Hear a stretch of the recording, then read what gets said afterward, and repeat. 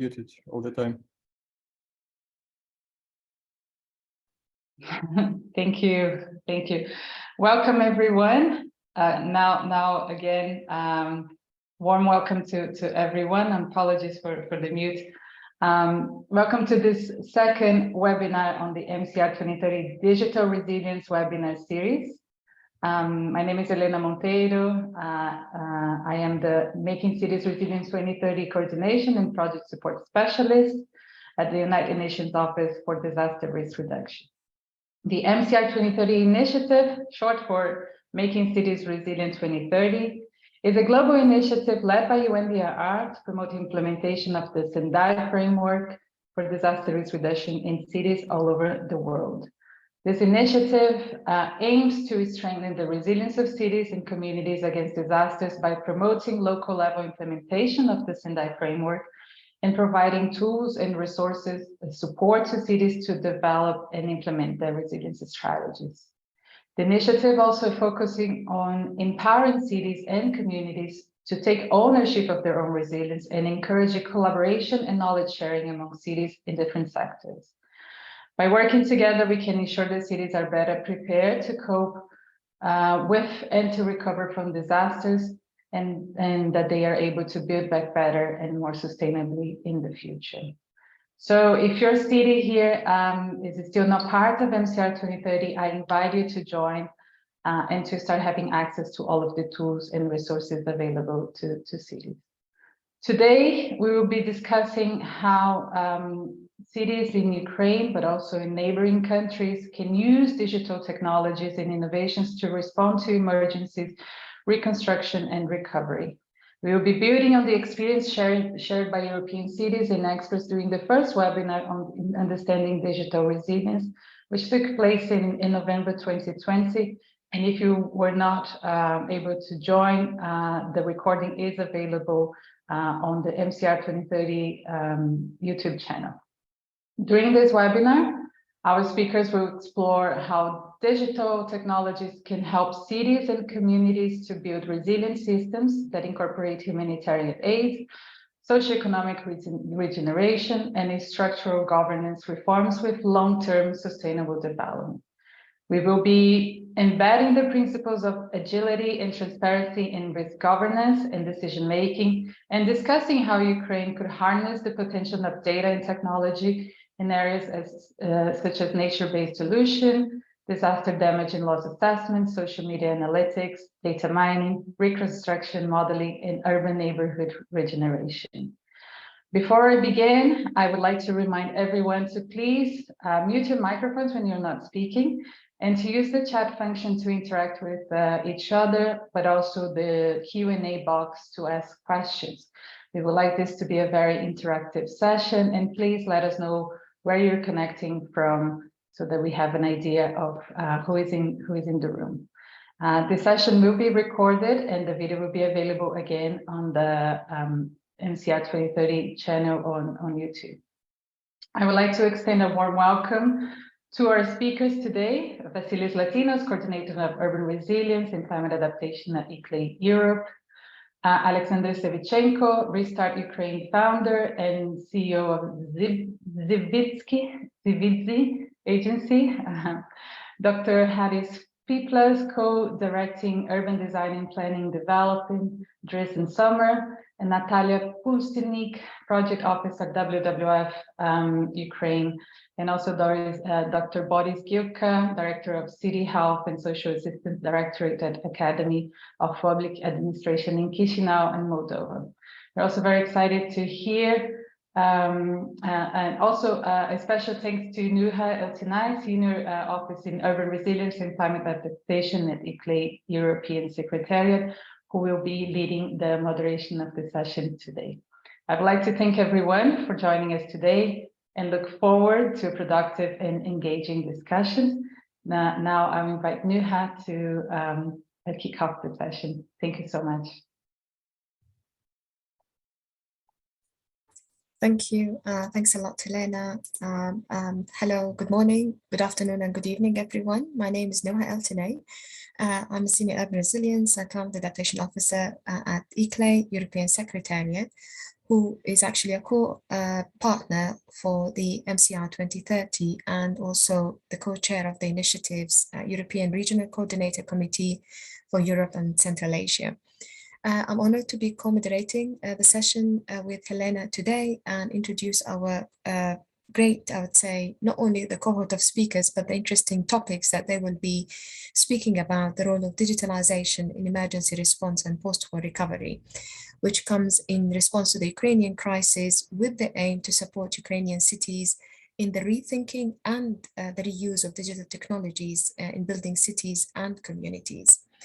Without further ado, I would like to introduce our first speakers, Vasilos Latinos, who is the coordinator of urban resilience and climate adaptation at ICLA Europe, with more than 13 years experience working with local and regional governments.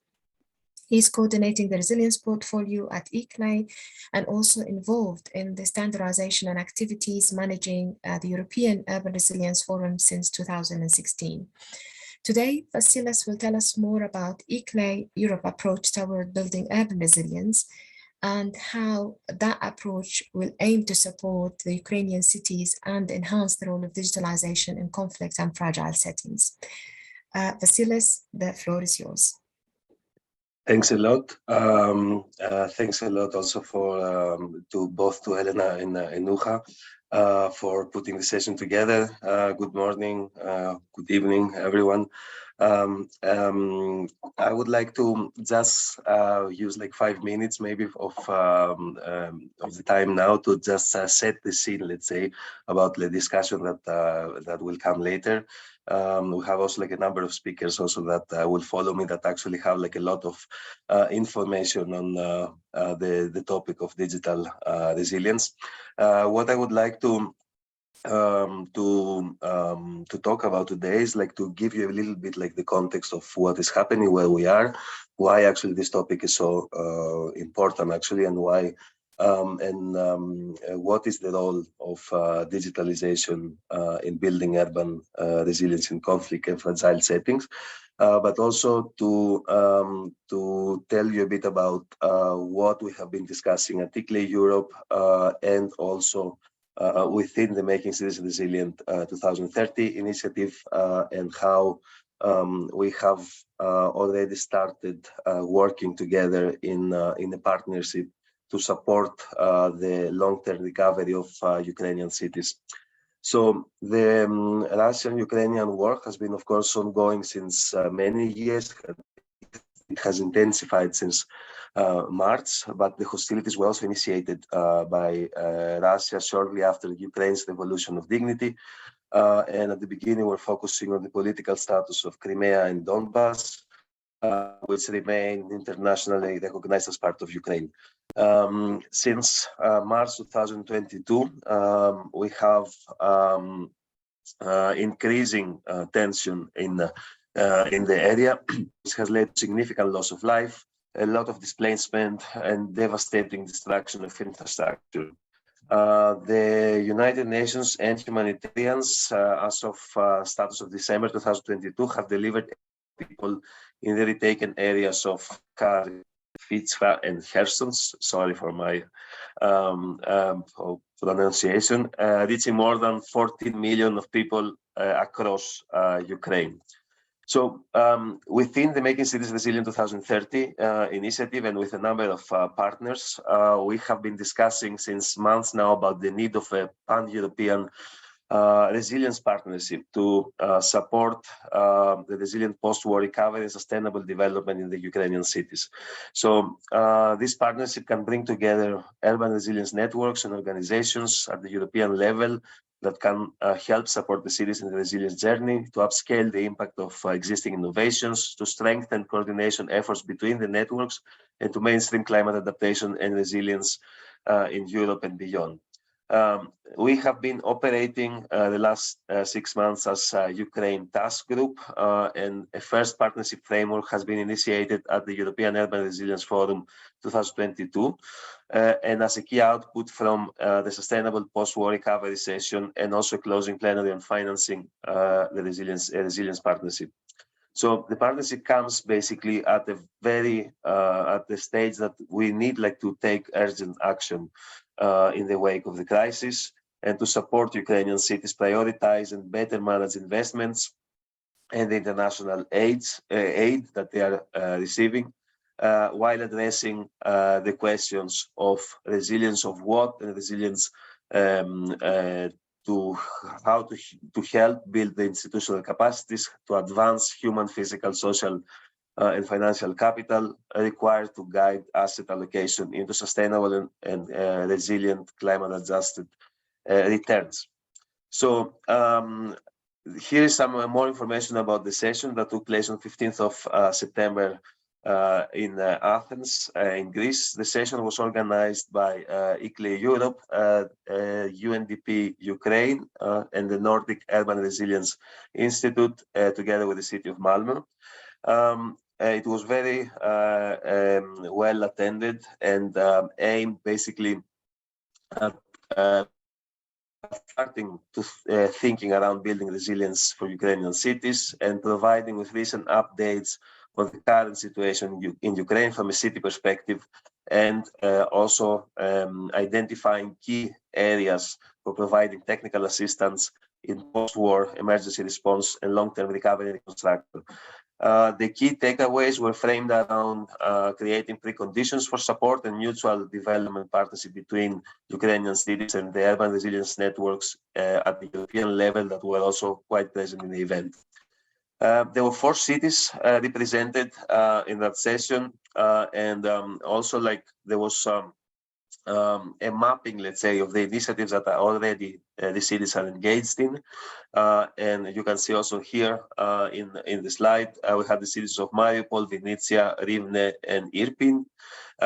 All of the cities, they had already before the war, they had done a lot of effort in advancing infrastructure, in developing socioeconomic frameworks, and adopting, for example, green city action plans, working with the European Bank for Reconstruction and Development, and more. At the moment, most of them are, of course, faced with displaced populations and with the need to enhance job security, to host communities and their demands, and to support the citizens that are most in need.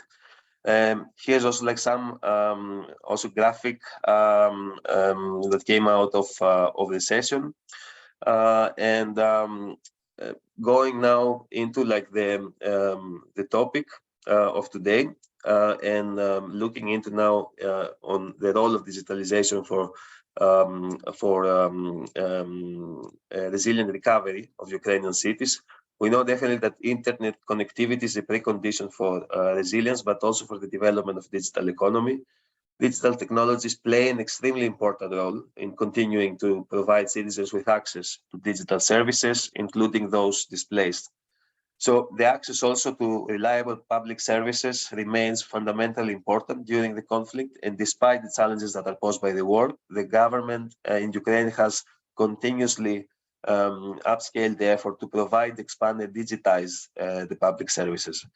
The government's response to the war in the area of digitalization is structured around 3 key pillars: digital infrastructure, internet recovery and development, public services and registers, and the digital economy.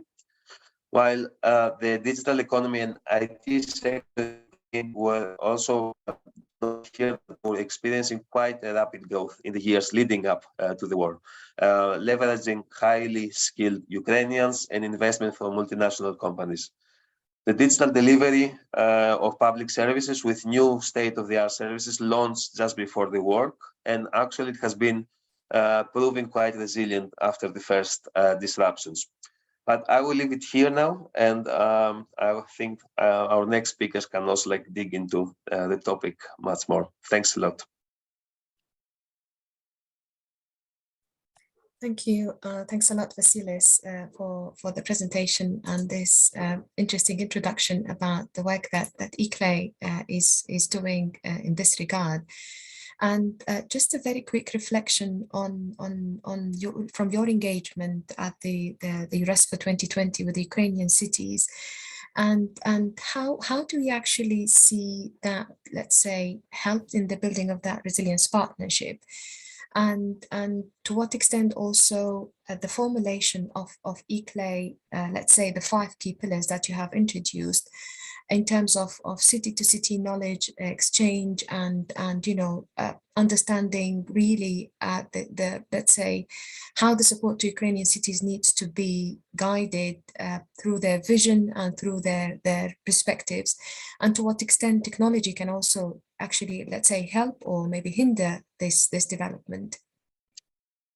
There is a number exactly in the session and in the discussions that we had with the cities so far. We have also of course focused a lot on the challenges, but also on the needs and also on the opportunities there to strengthen the support that actually the networks through this partnership can give.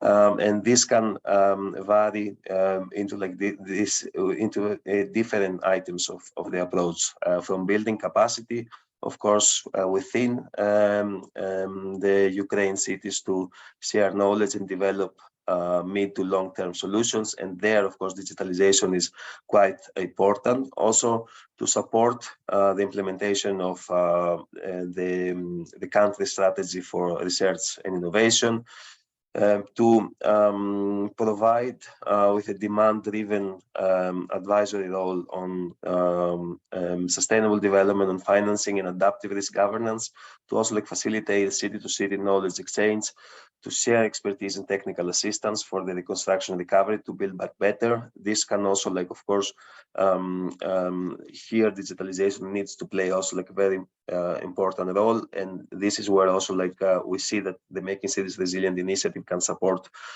in this city-to-city knowledge exchange, and of course also but with an ultimate also goal to support integrated, resilient green recovery and economic diversification of all the aid that is received. Thank you. Thanks a lot, Vasilis, for that clarification, and hopefully we'll get to come back to you at the end of the sessions in the Q&A and explore further ICLEI's approach and how also this partnership with other entities can really support the Ukrainian cities in their post-war recovery. With that, we will go into our next speaker, and I would like to introduce our speaker, who is Alexander Soveshko from the Ukrainian, he's an Ukrainian urbanist and the founder of Restart Ukraine and Zivitsy Agency. Professor Alexander has united a number of various Ukrainian young professionals working with Ukrainian cities and municipalities on several projects around integrated urban development, district scale projects and future-oriented research. And these projects are being implemented with several international partners such as GIZ, USAID, UNDP, and others.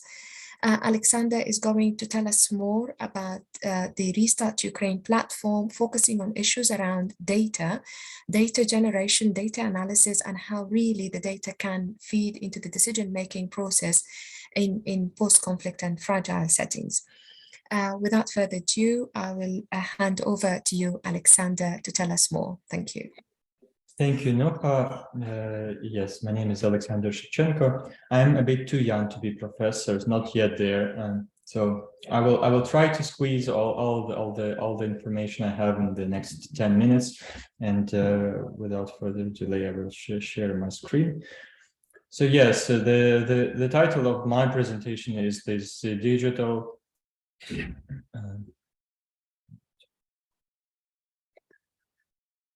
resilience and recovery response.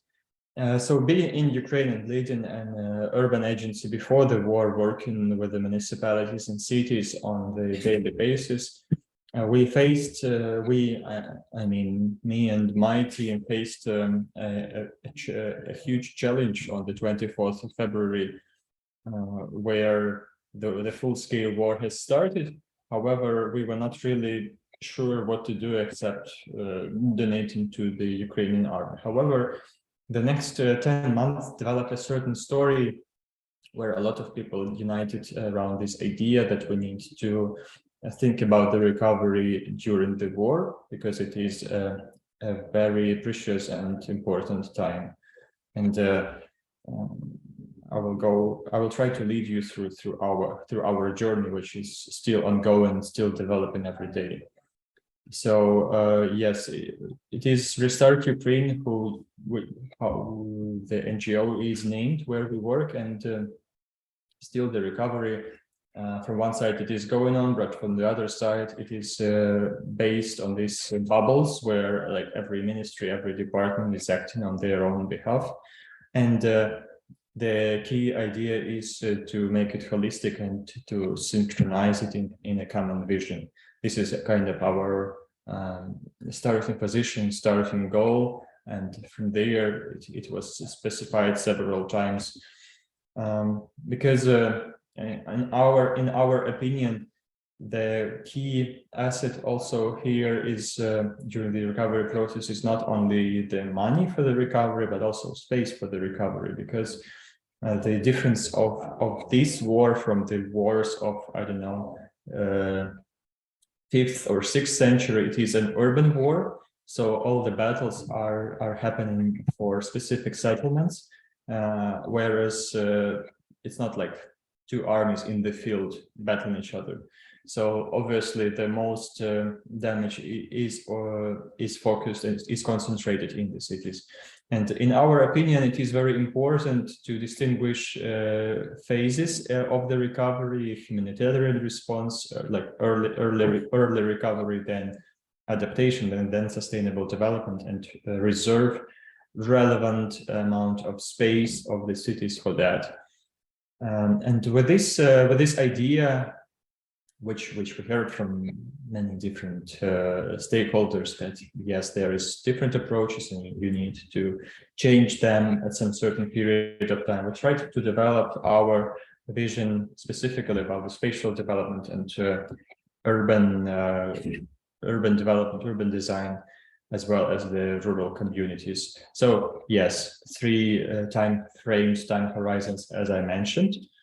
And then opposing to these bubbles on the second slide, we tried to come up with a certain methodology which was on the go, always updating and critically analyzed. So we say that we need to address the recovery in certain clusters, and in each cluster, different stakeholders, which sometimes don't speak to each other, should be interacting one with another. And this is, in our opinion, even more crucial and challenging than to use the digital tools for the recovery, because it is a matter of who uses this tool and what kind of framework is set up. And I will also come back to this point a bit later, trying to share with you like critically what is going on right now in Ukraine in terms of digital recovery and all this kind of stuff. So in a nutshell, how we saw this general logics and approach, the emergency response is starting to aggregate the data from very first day, and this is something we started to do, and like collecting the layers from different thematics one to another to set up the context for the cities to recover further. And I will not read everything, you can see it on the screen. So there is a certain idea of going phase to phase, where we do things first, we do things second, we do things third, and there is a certain logic behind that, because you cannot, build a Sydney opera on the premises of damaged and totally ruined city. First, you do humanitarian response, then you provide social infrastructure, housing, places to work, and then you build these mega projects. Everybody is somehow psychologically dreaming about it, because it's also a symbol of the recovery and revival of the nation. So I will drive you through an example, which was a pilot case which we developed applying this methodology. And it is the newly liberated city of Chernihiv in the north of Ukraine. So, in each of these clusters, we tried to understand how can we be effective with the limited access to data, with the limited access to stakeholders in places with also limited resources. So one of the clusters you have seen was called Clean, and this is about debris management and debris upcycling, recycling. And on the example of Chernihiv, we identified through the satellite the squares on the left image where the damage happened, and then we actually tried to calculate what kind of buildings and what kind of material is there, and we came up with a certain methodology where this debris could be brought together, and then the specific technology could be organized there. So it brings a certain idea of this methodology to every citizen who can actually jump in and work together. And just as simple spatial analysis helps to reduce unnecessary logistics, and then perhaps even to recover some places with these materials, which is not something new that was done before, and we believe it could be done not only on the short run, but also the bearing constructions could be built out to the concrete we see everywhere in the damaged cities, as well as bricks, metal, timber, etc. And then going to the reclaim cluster. Reclaim cluster is about the return of the people, and this is a huge topic, because out of 40-something millions of people, we don't know exactly what was the population for the start of the year. Around 10 to 12 million of people were internally displaced persons, and either inside the country or outside. And then there is a debate how to recover the housing and where to place it. So we came up with just initial analysis, like what was destroyed, what is the general amount of square meters, and providing the typology of solutions we were doing with the UNDP. We understood that there is a certain number of criteria according to which we can actually select the most suitable point in the city, not to place containers, in the field outside the city, but integrate it to bring people together and to avoid ghettos. And then to the adaptation, there is a certain need to address the resilience of the cities, because on the example of this city, you can see that the armies to this city were moving from various sides, and there was only one way to evacuate, and it was across the river. And once the bridges were blown down, the river became the major barrier for some 250,000 of people. So what do you do afterwards? So this brings us to the point that we need to critically address the risk profile of the city, not only because of the war, but also because of the climate change, because of the natural disasters, etc. And within our work, we addressed river as a major source of potential danger, and saw how it could be used in other ways in order not to create obstacles but opportunities. As well, generally specific, very, very simple spatial analysis of the shelters and buffers around them provided us the information like where are the blind zones, and like what is the priority for the shelters for the city, and how to address it, either to use the existing premises or to build the new ones. As simple as that. And then we go to the accessibility and adaptation of the city. So how do we actually remove the barriers which are existing in the city for centuries, for ages before we start the recovery? Railways, rivers, industrial zones.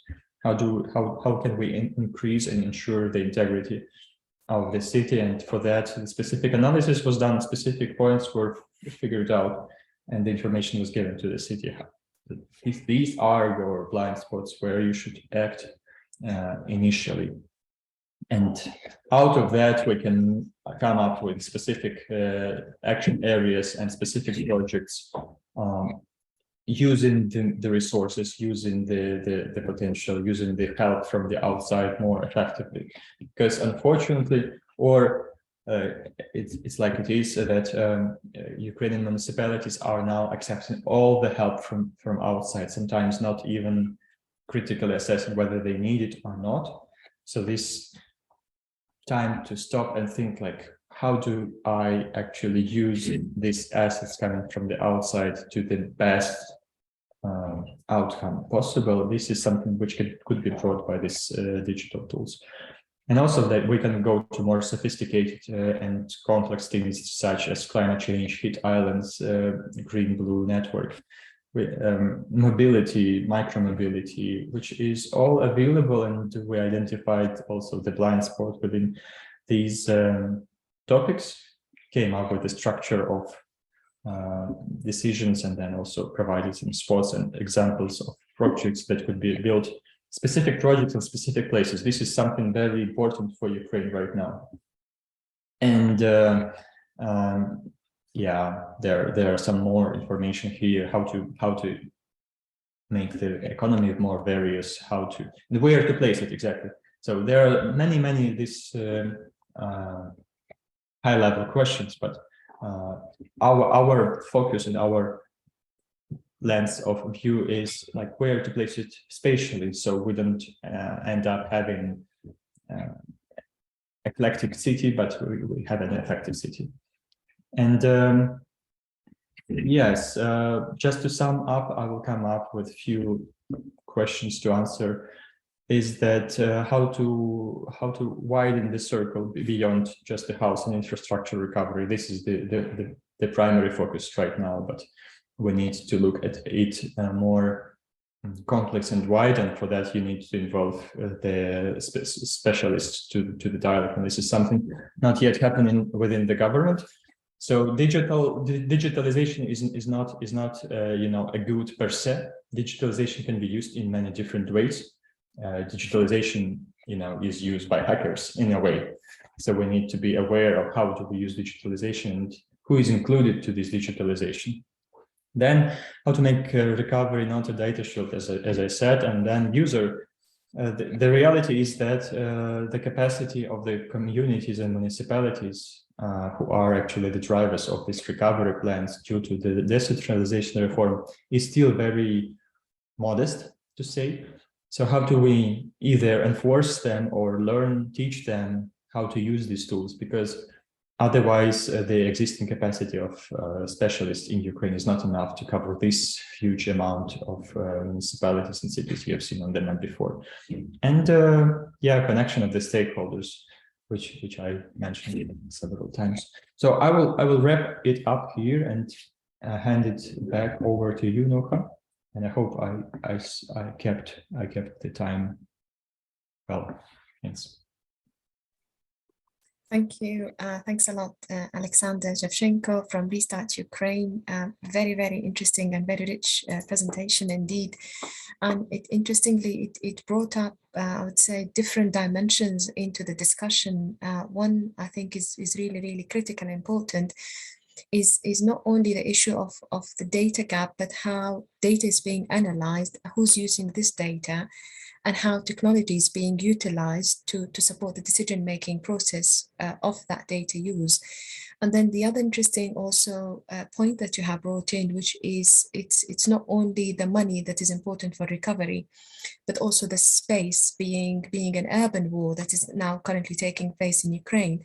And that actually takes us into, I think, an important clarification, or maybe a statement that we need to make in our conversation today, that when we speak about post-conflict in that situation, we're not really looking into it from you know, the legally, let's say, defined end of conflict, but from the operational element of it, looking into this, let's say, concurrent issue of conflict that is taking place, and it's still occurring, but there are also experiences of how that thinking needs to shift from only humanitarian response to maybe early recovery and long-term recovery.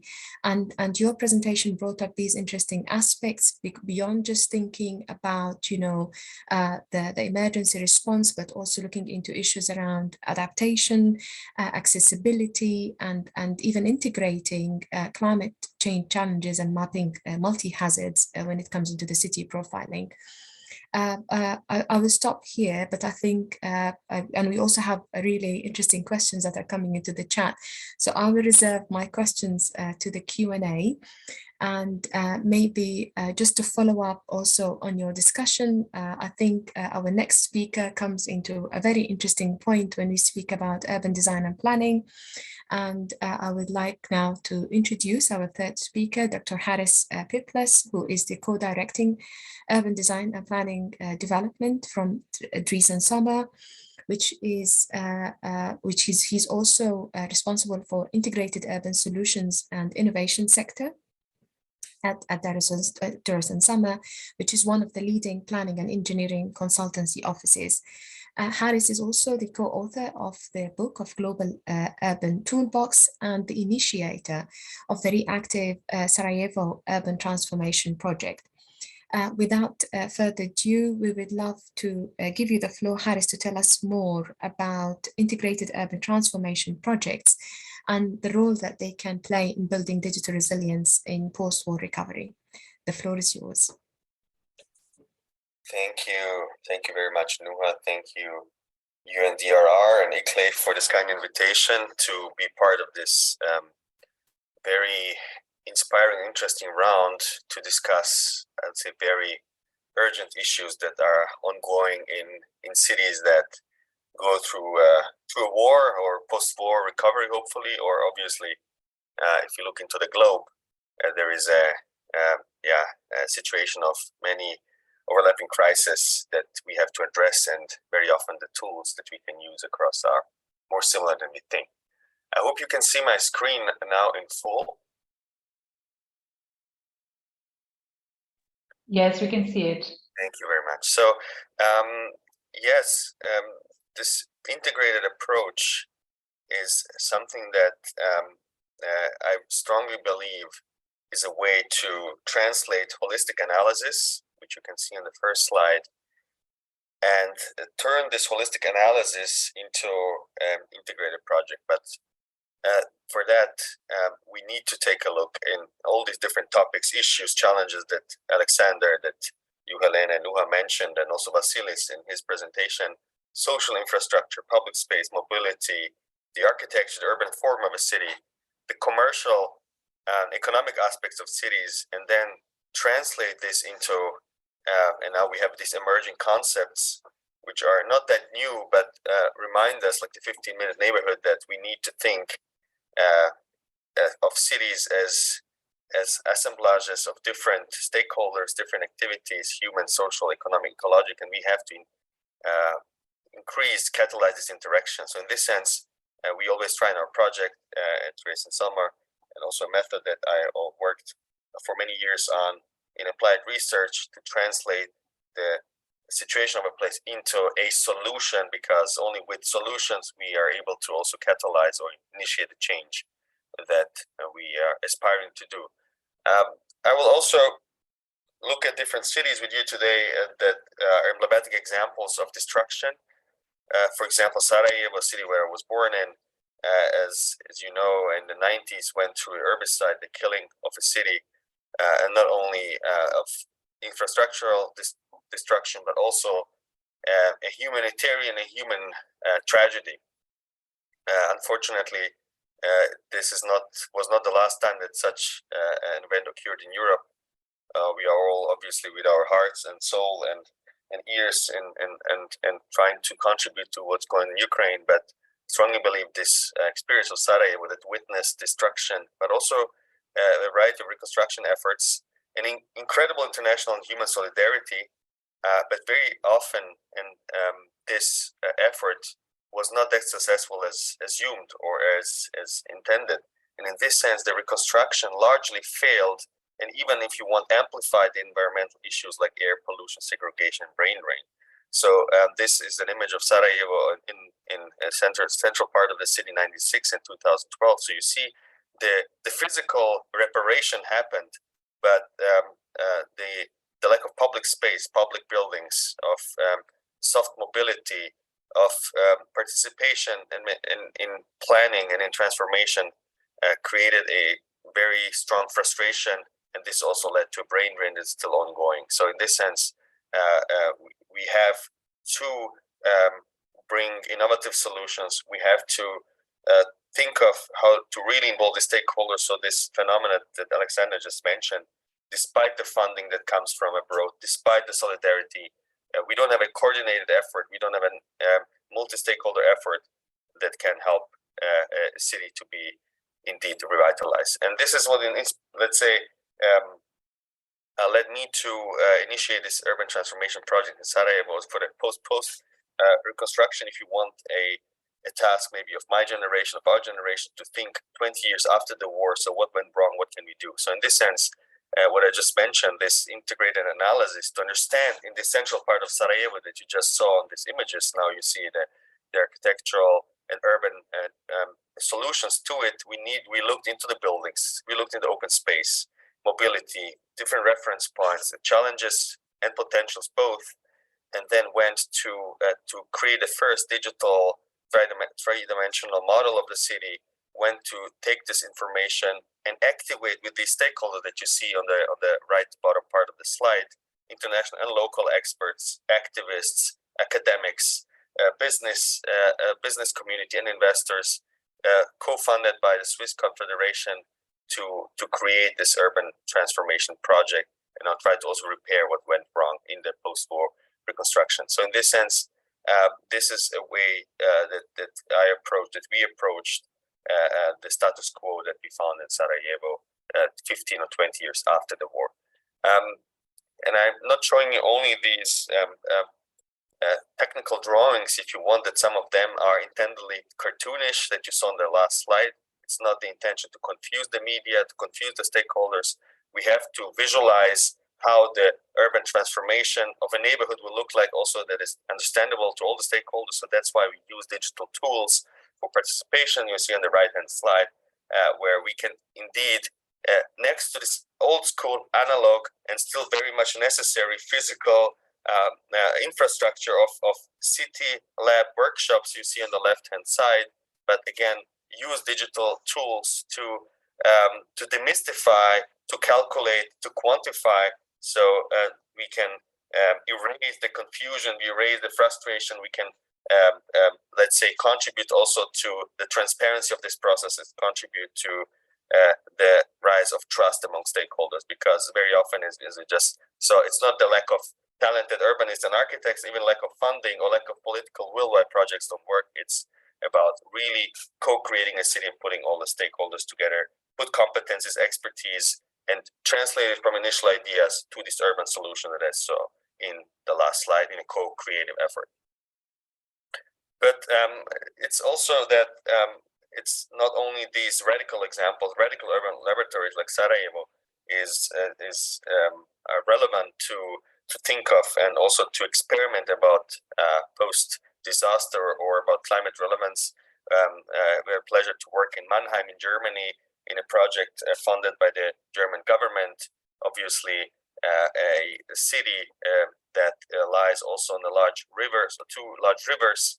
I'm not going now into detail, so you can look it up, but obviously there is a still lack of, despite being located like many of our cities in different parts of Europe or different parts of the world, still we do lack adequate strategic planning tools and management approaches to address urban climate adaptation in particular. So in this sense, this project that was called Smart Aliens as a wordplay between smart urban concepts and resilience was an attempt to develop an urban climate adaptation strategy for Mannheim.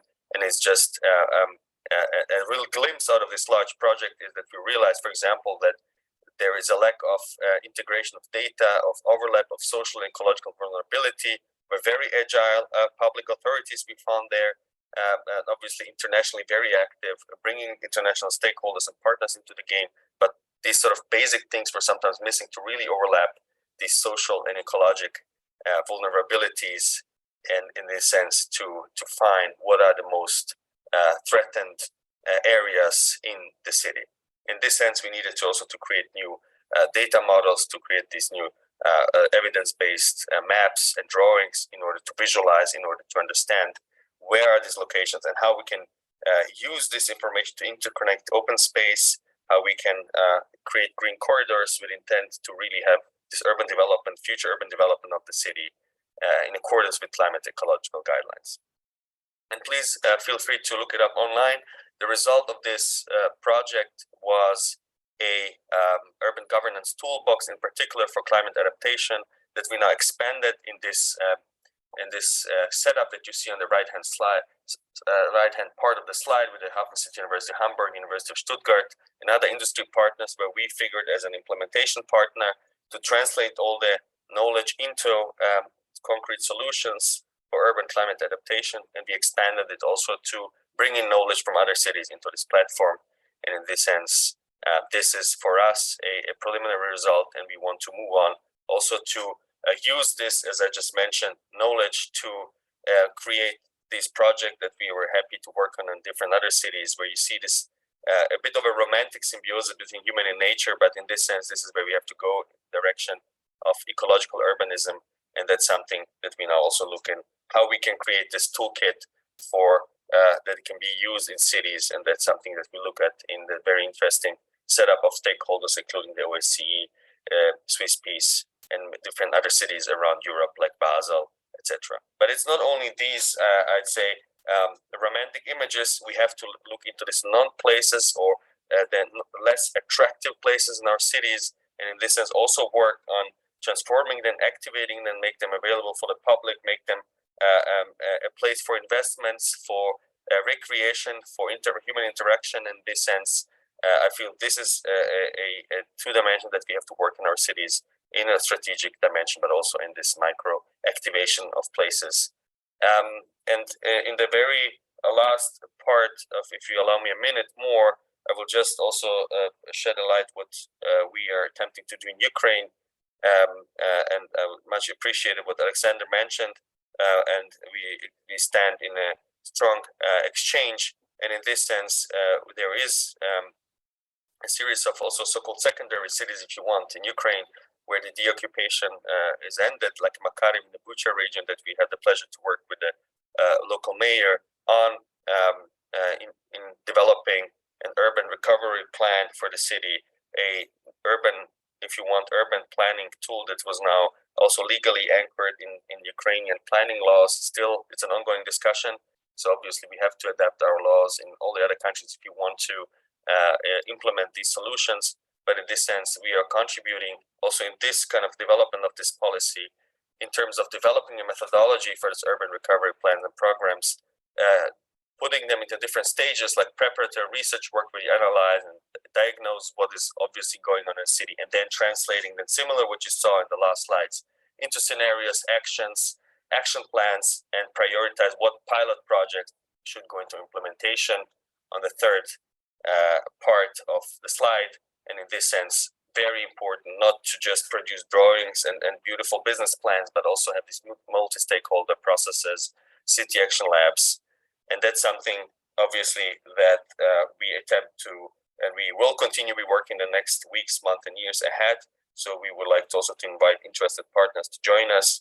And or if you see that we can support with our knowledge, we're happy to join forces, because what we really should avoid is this fragmentation of knowledge, of initiatives, of platforms, and we sort of unify and unite our strengths and expertise and time in order to contribute. And this is maybe just to summarize my presentation, a document that we developed together with colleagues from the Czech Republic, an attempt to initiate a more of a coordinated, large-scale platform for the reconstruction of Ukraine that is similar to the German IBAs, the International Building Exhibitions, that are a innovative planning instrument to work on the revitalization or rethinking, regeneration of entire regions that are standing in front of large challenges. And obviously the challenges in Ukraine are severe, but this is maybe an attempt also how we can try to adapt these planning instruments that we have in other countries to Ukraine, and also obviously serve the colleagues, the citizens there with our knowledge.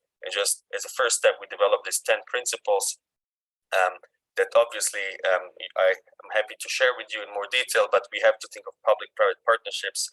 We have not to forget about long-term planning, about people, community-centered planning and design, building capacities.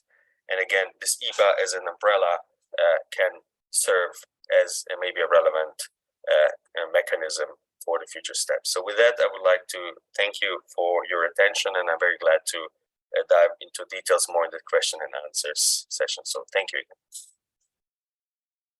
Thank you. Thanks a lot, Haris, for the very interesting and informative presentation and sharing your experience from Sarajevo, looking into the integrated approaches for post-war recovery, and interestingly also indicating the importance of buildings and public spaces as being historical symbols or maybe symbolic values, and their role actually in reclaiming the urban identity for cities. And what also was very interesting in your presentation, and I can see that perspective very well connected in your talk, but also with Alexander and Vasilis, which is the element of the human-oriented and impact investment. And here, because as we all know, a lot of the emphasis when it comes into the donor community and the financing is looking into how the post-war recovery from the perspective of infrastructure. But when we speak about infrastructure, we cannot ignore the socioeconomic or maybe the impact of the war on the socioeconomic erosion of minds, of institutes, and the social capital actually as a system, as networks and resources that are really, really important to build resilience and support communities in making the decision-making about what is considered actually as a critical infrastructure, what needs to be prioritized when it comes into investments for rehabilitation. So this challenge, I think, of having this connection or relationship between individuals, communities, and infrastructure is yet to be really understood. And this paradigm of rehabilitation needs to shift from the current situation, from just having this external projection of what is known by other maybe country or other context into the local experiences, into engagement of stakeholders, into coordination mechanisms between the existing platforms that are currently supporting Ukrainian cities in order to enhance investments. Thank you. Thanks a lot, Haris. And we will also reserve our questions for the Q&A. But connecting to our next speaker, I think the point that you have highlighted when looking into ecological urbanism and nature-based solutions is a fantastic opening and introduction to our next speaker, Natalia Pustinlik, which is a project officer from World Wide Fund for Nature, which is WWF Ukraine. Natalia has more than 5 years of experience in environmental NGO sector and currently working on a very interesting project that is focused on integrating nature-based climate solutions into Ukraine's reform agenda. With that, I will hand over to you, Natalia, to tell us more about your work. The floor is yours. Thank you. Hi, everyone. I'll share my screen. Hopefully it will work. Yes.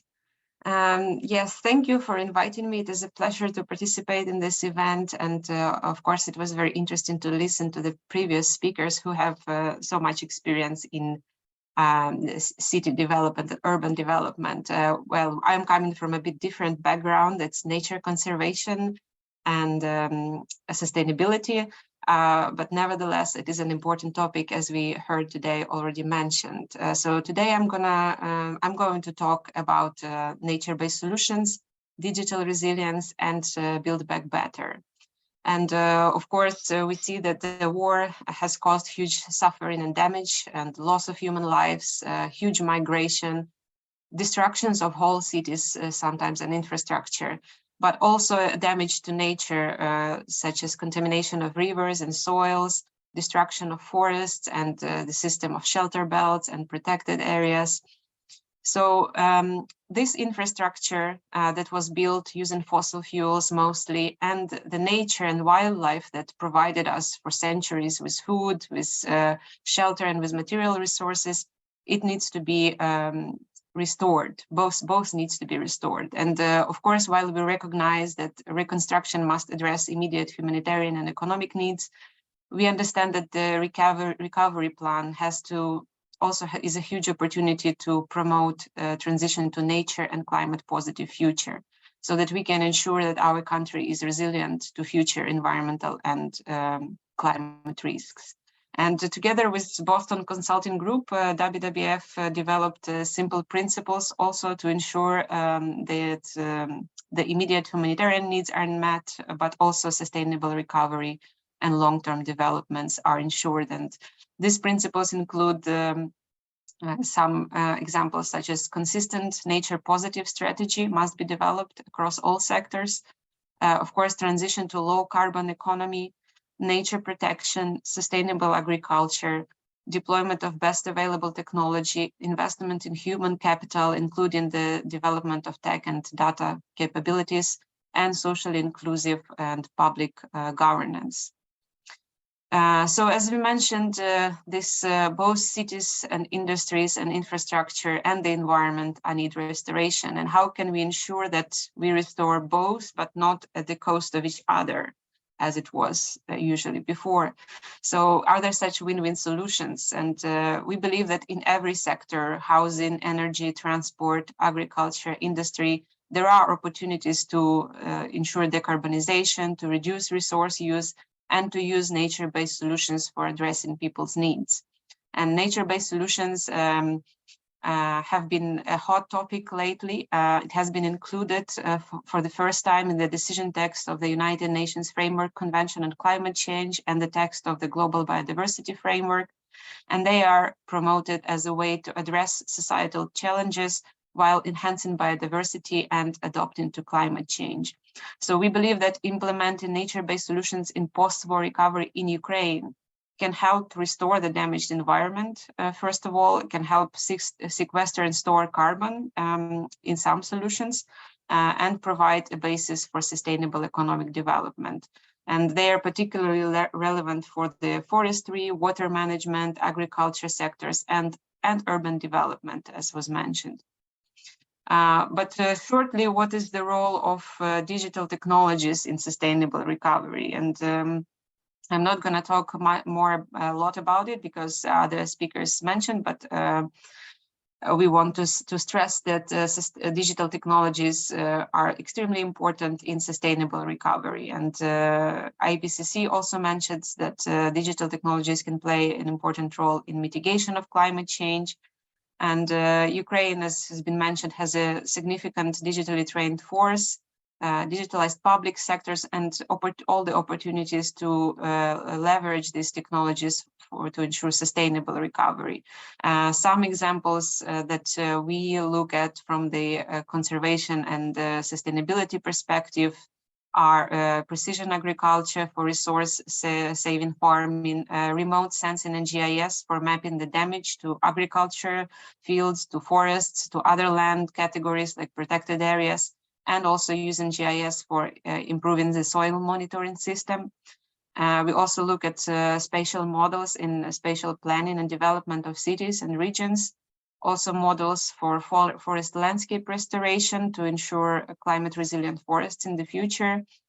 And of course, technologies for decentralized energy systems and circular economy. And there are many ways to develop these new digital solutions for environmental recovery or to integrate the environmental aspects into design choices. And in our work on nature-based solutions, we created the first Ukrainian language NBS platform, which includes a database of 41 descriptions and cases of nature-based solutions so far that are relevant to the Ukrainian context and post-war recovery. And the platform also contains policy recommendations on implementing nature-based solutions for local governments, for private individuals, and national authorities. So what does the platform looks like?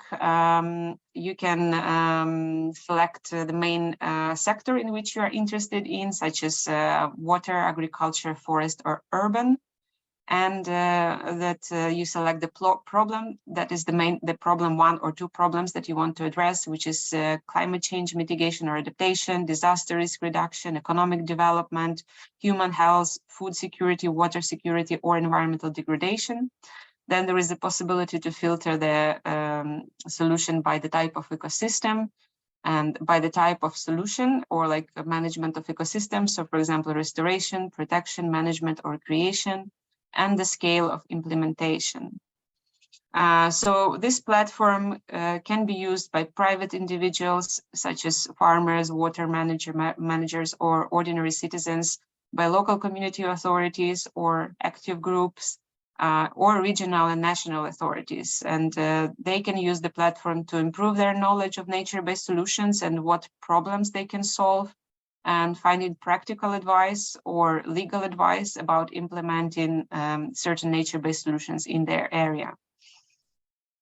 The platform can also serve as a tool to bring together this diverse set of stakeholders and policymakers, and to serve as a place for dialogue and learning across this level of governance, and to discuss post-war sustainable post-war recovery and the use of nature-based solutions for adaptation and recovery. And just a quick example, some of the case studies that we have on our platform that were developed with international and national experts and during our national seminar and sectoral workshops. So in water sectors, there are many promising solutions. I'll just mention a few of them. In water sector, the promising solutions are floodplain management and restoration and river revitalization. As far as we saw, many rivers were damaged and some dams were destroyed. So we need to look at sustainable recovery that will address pollution, address water, clean water needs, and address and mitigate potential climate-caused disasters in the future. In forestry, we looked at destroyed forests can be restored using forest landscape restoration approach for climate-resilient forests. And in agriculture, the damaged fields can be designed to return nature elements to them, or can be used for rewilding to improve biodiversity state of Ukrainian nature. And of course, the urban sector, we also have it on the platform, some solutions, some nature-based solutions for the urban context. And as was mentioned, that cities, towns, and villages suffered them immensely during the war. And there is also more than 7 million people displaced within the country. So the cities need to address this challenge. And some settlements which survived even the Second World War are now completely erased. But we understand that cities are not only about housing and infrastructure. It's about people who live there and people who want to return and who want to restore their homes. And nature-based solutions can be used to help them, to help the communities to do it better. And here are some examples that we have on our platform. And of course, has been mentioned, these are nature-based solutions that will help us to create climate resilient and nature positive cities. So it's like water sensitive urban design, constructed wetlands, sustainable urban drainage systems, or urban forests and greening. Such as green stops and urban gardens and green facades, etc. And so looking at the future, what is the future of nature-based solutions platform for post-war recovery? We think that the platform is in the process of becoming a national hub for nature-based solutions in partnerships with Network Nature, and it will allow for this knowledge exchange and building relationships between national, local, and regional partners and the EU partners and donors in the EU to coordinate the sustainable post-war recovery efforts and to unite them around nature-based solutions topic for sustainable recovery. The platform also allows for participants to add cases of nature-based solutions implementation, and in the future we'll create a map of nature-based solutions implementations across the country, which is also an opportunity to promote learning, knowledge exchange, and partnerships. And so the platform is a great example of how digital and online tools can be used even in times of war to promote collaboration around sustainable post-war recovery. And it is especially useful for local governments who are going to be the main responsible organs for assessing the damage and developing their recovery plans and leveraging the funds, using the funds, and of course taking into account their economic needs, but also the environmental and climate goals. And in conclusion, yeah, I would like to say that, of course, war is a tragedy for us, for Ukrainian people, and for the democratic world. But it is the opportunity to enable the digital transformation and the transition to low carbon and nature positive economy. And we saw how nature, such rivers, forests, and shelter belts, and how technology were our allies in defending our country against the invaders. So nature can also be our ally in restoring it. Nature and technology can also be our ally. And nature-based solutions and databases like this are a promising tool for bringing together stakeholders from Ukraine and from Europe, for developing diverse and trustful networks, and for leveraging local and scientific knowledge for uniting people around sustainable green recovery. So thank you very much. If you'd like to learn more, here is the link, and I'll copy it in the chat about our platform, and we welcome collaboration around the topic of green recovery. Thank you. I'll stop sharing. Thank you. Thanks a lot, Natalia. And as I've seen in the chat, one of the reflections being a very inspiring presentation. So thanks a lot. And also introducing us to the MBS platform and having these really interesting example of how technology can be harnessed in raising awareness and providing guidance for nature-based solution and its contribution to sustainable post-war recovery. With that, I will leave my comments and questions for the Q&A and hand over to our last but not least speaker who is joining us today, Dr. Boris Kilka, who is the Director for the City Health and Social Assistance from the city of Chisinau, Moldova, with over 30 years of professional experience in planning and management in public health and reproductive health and social affairs, who will provide us with good cases of the use of technology in the support of the Ukrainian crisis, presenting the case from Moldova in handling the refugee crisis. Dr. Boris, the floor is yours. Thank you very much, colleagues. I'm privileged to participate in this webinar, and just listening to all colleagues, I learn a lot from your guidance and innovative ideas. First of all, I want to thank all partners, UNDR and ICLER for these opportunities. And as you know, Moldova is a very small country right in the border with Ukraine, and our experience in managing crisis with refugees from Ukraine was starting with the first day of 24th of February. You know, Moldova and Ukraine, we have a common border for about 1,000 kilometers. And right from the first day, the first refugees arrive in Moldova, arrive mainly in Chisinau, and we as municipality of Chisinau, City Hall of Chisinau, started to provide immediately emergency help, emergency response, starting with registration, with accommodation, with hot meals, with medical assistance, social assistance, guidance, any kind of support for transportation in other country of destination, and so on.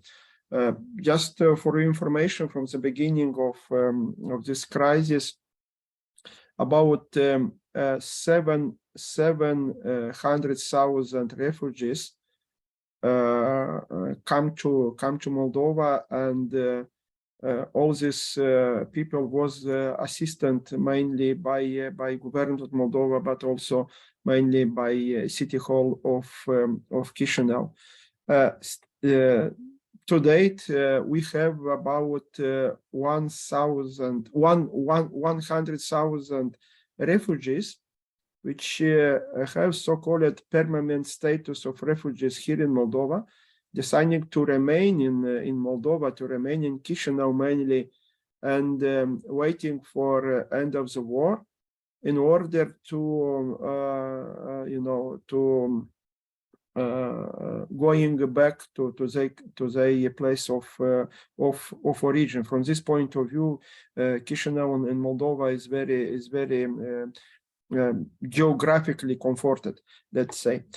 And from the beginning, our main response was to, first of all, to provide these basic needs for human being. But then, after emergency response, we start to build so-called daily permanent support to refugees. In this way, connection and communication is crucial, is essential. So here we start to implement such kind of innovative or creative digitalization network for refugees. First of all Ukrainian refugees, we give all of them SIM cards. To some of them, we provide also smartphones in order to remain connected with relatives in Ukraine, but also for social communication in Moldova. And of course, I want to share with you our good example or good practice on networking and digitalization and communication.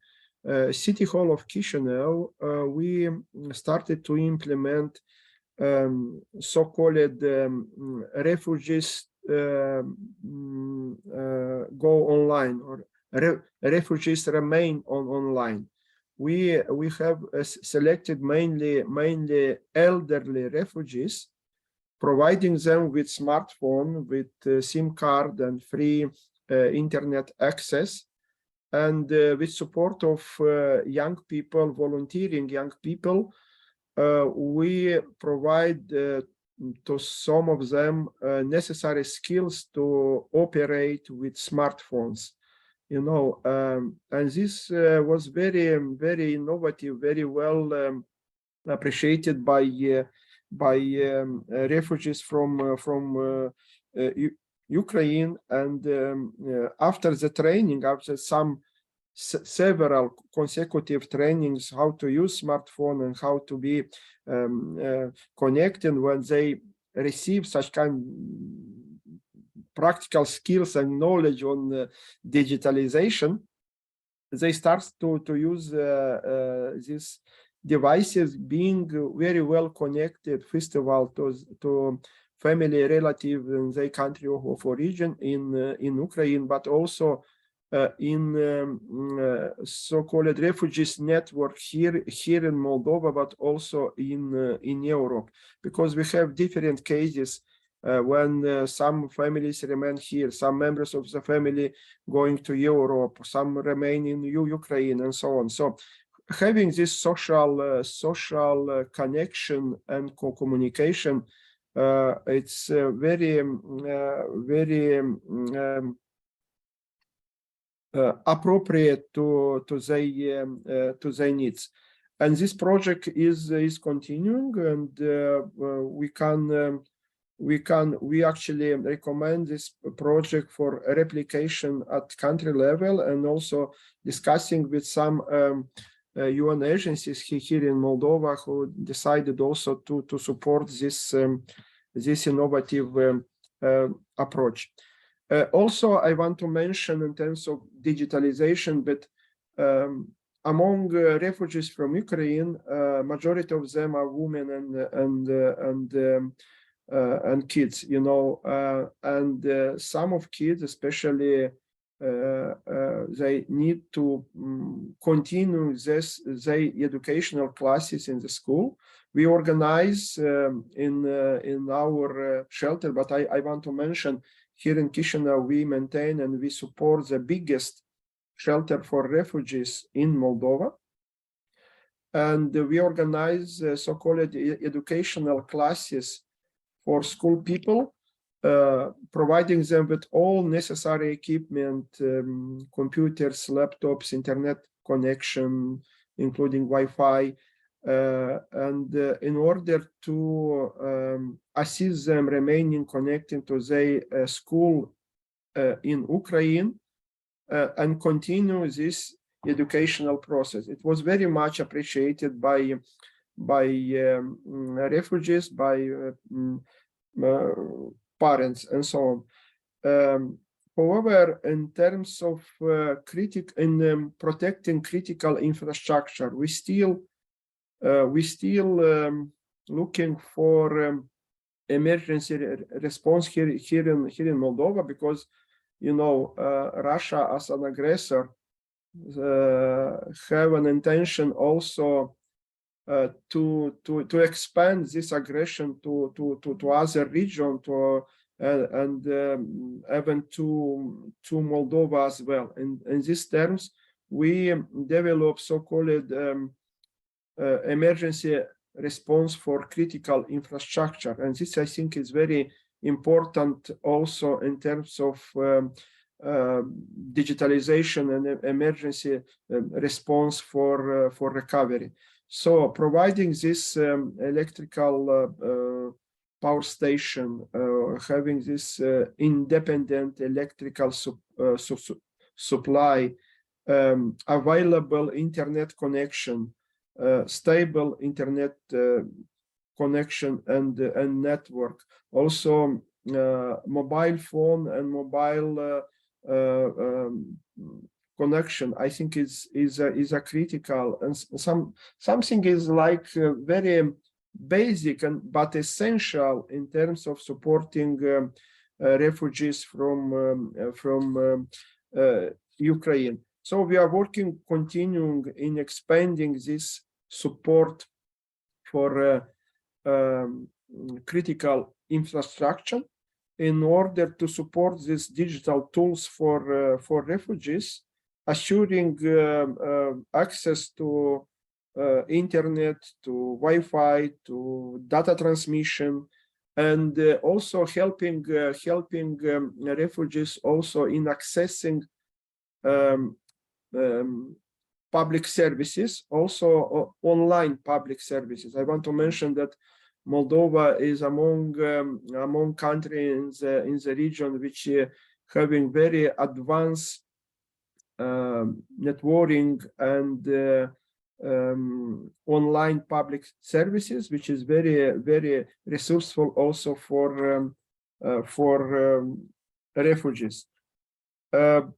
So we are continuing to develop these networks, to develop or to focus on infrastructure for communication, for public services, and providing essential basic equipment to refugees having access to communication.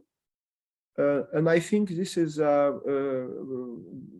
good practice, even it's something very basic, but again, this is essential in this critical situation for refugees. I want to mention some personal observation. As me and my colleagues, we are involved from the beginning in support refugees from Ukraine. At this stage, as I mentioned, we have in one of our center here in Chisinau for accommodation about 100 refugees from Ukraine who decided again to remain and to wait this end of the war here in capital city of Moldova. And frankly, I'm very proud for good management in this center. They are living as a family, and we implement so-called self-governance in this shelter by refugees, and they are helping with registration, with distribution, by the way, of the goods and humanitarian aid and hygienical kits and so on. We are also in we also have the biggest warehouse with necessary goods for refugees, and this warehouse is also somehow connected to this digitalization, because we are scanning every goods distributed to refugees, and we have this electronic database of every refugees, so we can extract any reports, or we can provide any information about some individuals, where he or she is living, where he or she is staying, because this is not only for refugees staying in this accommodation center. Refugees living and staying in different sectors, even in capital city, even in different region of Moldova. But we have this database mainly for all refugees, and this is really very helpful. Thank you again, colleagues, for this opportunity to learning from your experience, from your guidance. I think this is a very, let's say, tragic experience. Sometimes we are learning by doing, but I think this is critical, this is essential, and very good that we have this common, let's say, very innovative hub of creative networking in order to assist refugees, in order to practically respond and assist in the post-recovery period. Thank you very much, and I'm going to learn in the future also from all good practices, all suggestions and guidance you might have. Thank you.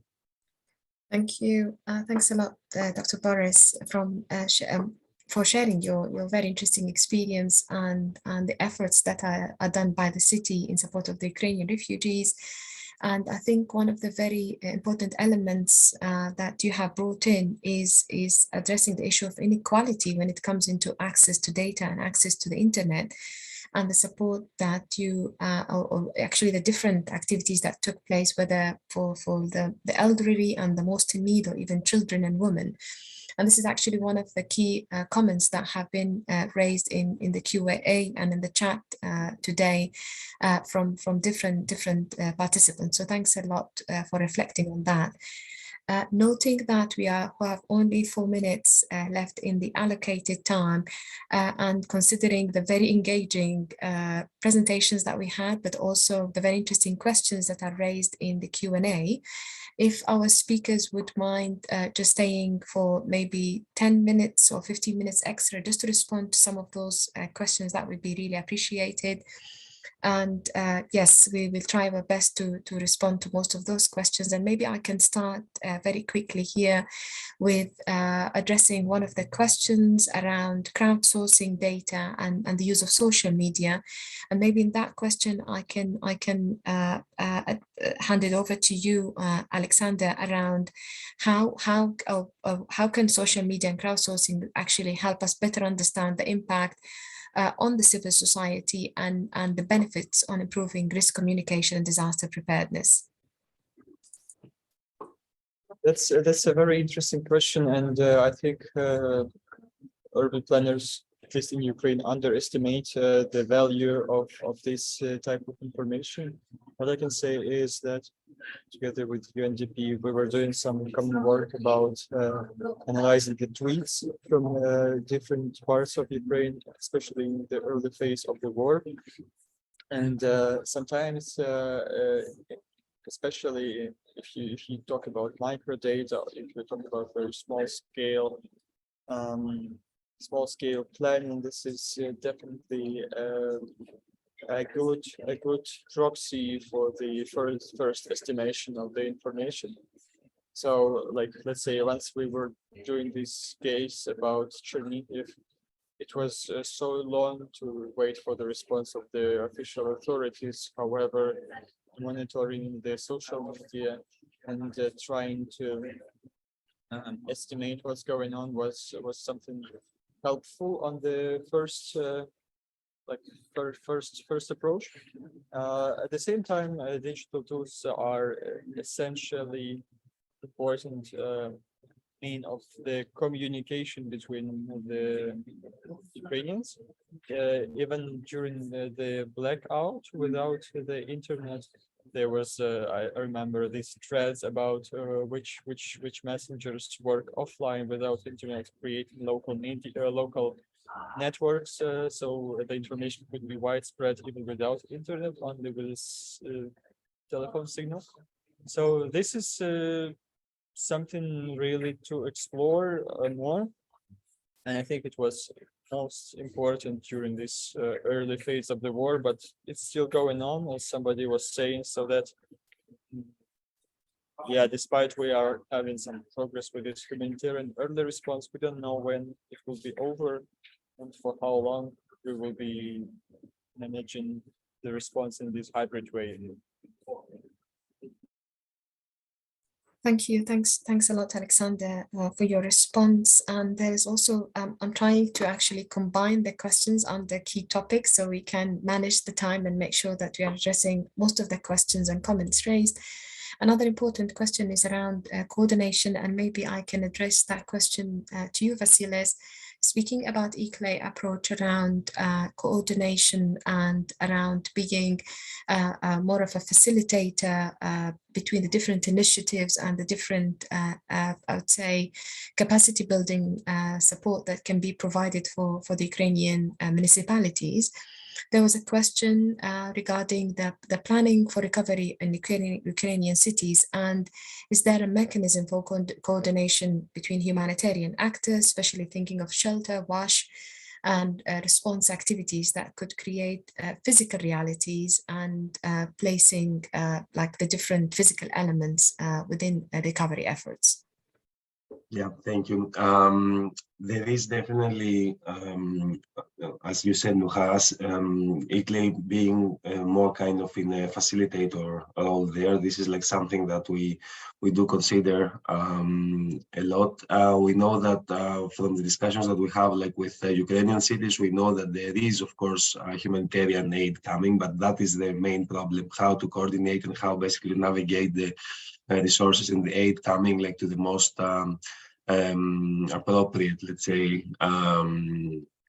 investments. And of course, also now we were talking about recovery while the war is still ongoing. So this can be like definitely like the most tricky part of the whole situation. So what we try to do in general, and what we and through the upcoming partnership, what will be one of the main elements is basically like to try to make sure that all there is a coordinated effort in basically allocating the resources and matchmaking, let's say, matchmaking like the aid with actionable items that then can actually be navigated directly to the cities, and having also like their organizations locally that can also like facilitate this process in each one of them. Thank you. Thank you. Thanks a lot, Vasilis. And another comment in the chat, which brings more, let's say, the environmental perspective. And maybe we can address that to you, Natalia, which is looking into digital technologies and having a hidden environmental cost that maybe is not really addressed in the decision makers' radar. Yes, of course, every technology is not, there is no perfect solution. Actually, the nature-based solutions approach, if you look at the definition and the, for example, IUCN standard for nature-based solutions, it has this 8 principles, which includes that, first of all, of course, ensures that the solution should not make harm or like enhance biodiversity, but also it includes the cost effectiveness of the solution. So yes, this is a kind of a safeguard against some solutions which, like, for example, planting monoculture forests, which is like good climate solution, but not good for biodiversity. And the similar could be done for assessing the digital tools, how effective they are. Maybe in some cases, it is not effective in a certain solution or in a certain situation, yeah, it depends on the cost-effective analysis, which is of course hard to do with a sustainable topic, with nature restoration topics, because it is all in the future. But it is a safeguard, and we have to look into that. Thank you. Thanks a lot, Natalia. And I think one important element that you brought in is it's the long-term element of the nature-based solutions. And that's something that have been brought up very strongly in the negotiations around adaptation financing at COOP 27 in Sharm el-Sheikh, and how looking into not the profitable and short-term wins, but also the long-term impacts of those solutions. And last, I would like just to take the very last question and address it to Harris, which we have a question here that is looking into let's say, the challenges when it comes into policy making and coordination mechanisms. You spoke a lot about the role of coordination between different stakeholders, but how can that be also integrated into city planning policies and urban development strategies? That's a very important question, and very often we do not even have certain urban policies for the change that we aspire to be implementing in the future. So we have to, on the way, through co-creating the urban solution, if you want, architectural, spatial, nature-based, we have to in parallel work on the urban governance and the urban policy in order to enable the implementation of the future solution. So it's a sort of like a parallel process that has to go on. And in this sense, this appeared to be a very helpful aspect, is to have both aspects multi-stakeholder driven, and not just in terms of informing stakeholders what's going on, but involving them. So, and for that, you definitely use, and we need digital tools, and we need this sort of physical workshops, meetings, fora, workshop, whatever you want to call it. And in this sense, this kind of indirectly ensures this interaction and a coordination and a co-curation that we want to achieve. And in this sense, and this is why I was very critical towards fragmented initiatives, because they do not ensure nor an implementation of the solution very often, nor they contribute then to have the implemented solution extracted and then injected into the urban governance and policy. So I think we have to work in parallel. And this is the case in Mannheim, in Sarajevo, in many other cities that we work. So we have to work on new tools in terms of space, but also new policies. And in this sense, it becomes a sort of multi-dimensional endeavor that we can only obviously not cover as experts, but cover as curators of this process together with all these stakeholders.